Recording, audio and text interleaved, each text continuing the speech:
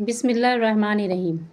ابو بکر زریر کہتے ہیں کہ میرے پاس ایک نوجوان غلام رہتا تھا، دن بھر روزہ رکھتا تھا اور رات بھر تہجد پڑھتا۔ ایک دن وہ میرے پاس آیا اور بیان کیا کہ میں اتفاق سے آج رات سو گیا تھا۔ خواب میں دیکھا کہ محراب کی دیوار پھٹی، اس میں سے چند لڑکیاں نہایت ہی حسین اور خوبصورت ظاہر ہوئیں، مگر ان میں ایک نہایت بدصورت بھی ہے۔ میں نے ان سے پوچھا تم کون ہو اور یہ بدصورت کون ہے؟ وہ کہنے لگے کہ ہم تیری گزشتہ راتیں ہیں اور یہ تیری آج کی رات ہے۔ ایک بزرگ کہتے ہیں کہ مجھے ایک رات ایسی گہری نیند آئی کہ آنکھ نہ کھلی۔ میں نے خواب میں دیکھا کہ ایک ایسی نہایت حسین لڑکی ہے کہ اس جیسی میں نے عمر بھر نہیں دیکھی۔ اس میں سے ایسی تیز خوشبو مہک رہی تھی کہ میں نے ویسی خوشبو بھی کبھی نہیں سونگھی۔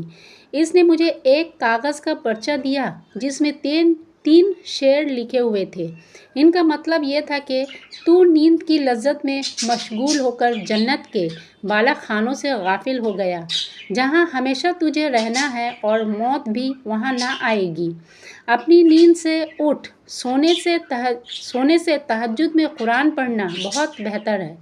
کہتے ہیں اس کے بعد سے مجھے نیند آتی ہے اور یہ اشعار یاد آتے ہیں تو نیند بالکل اڑ جاتی ہے۔ حضرت عطا فرماتے ہیں کہ میں ایک بازار میں گیا، وہاں ایک باندی فروخت ہو رہی تھی، وہاں دیوانی بتائی جاتی تھی۔ میں نے 7 دینار میں خرید لی اور اپنے گھر لے آیا۔ جب رات کا کچھ حصہ گزرا تو میں نے دیکھا کہ وہ اٹھی، وضو کیا، نماز شروع کر دی، اور نماز میں اس کی یہ حالت تھی کہ روتے روتے اس کا دم نکلا جاتا تھا۔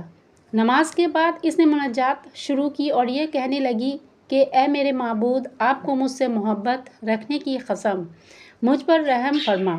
میں نے اس سے کہا کہ اس طرح نہ کہو، کہو کہ مجھے تجھ سے محبت رکھنے کی قسم۔ یہ سن کر اس کو غصہ آ گیا اور کہنے لگی قسم ہے اس ذات کی، اگر اس کو مجھ سے محبت نہ ہوتی تو تجھے میٹھی نیند نہ سلاتا اور مجھے یوں نہ کھڑا رکھتا۔ پھر اوندھے منہ گر گئی۔